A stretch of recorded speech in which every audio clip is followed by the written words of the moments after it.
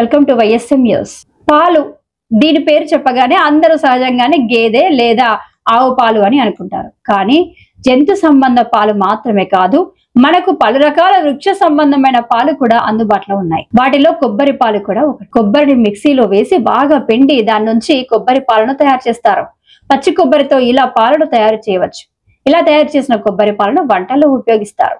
ఆసియాలోని అనేక ప్రాంతాలకు చెందిన వారు కొబ్బరి పాలను తరచూ వంటల్లో వాడతారు. అయితే కొబ్బరి పాలతో మనకు అనేక ఆరోగ్య ప్రయోజనాలు కలుగుతాయని పోషకాహార నిపుణులు చెబుతున్నారు. కొబ్బరి పాలలో అనేక పోషకాలు ఉంటాయి. కొబ్బరి పాలను తరచు తాగడం వల్ల పలు వ్యాధులను నయం చేసుకోవచ్చని అంటున్నారు. కొబ్బరి పాలను ఒక కప్పు మొత్తదులో తీసుకుంటే సుమారుగా 400 క్యాలరీల మేరల శక్తి లభిస్తుంది.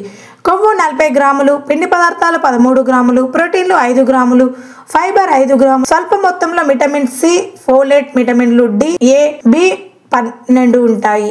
అలాగే manganese, copper, magnesium, iron, phosphorus, potassium, selenium వంటి మినరల్స్ కూడా కొబ్బరి పాలలో సమృద్ధిగా లభిస్తాయి. కొబ్బరి పాలను తాగడం వల్ల శరీరానికి తక్షణమే శక్తి లభిస్తుంది. వ్యాయామం చేసిన వారు లేదా శారీరక శ్రమ చేసిన వారు బాగా అలసటగా, నీరసగా ఉంటే కొబ్బరి పాలను తాగాలి.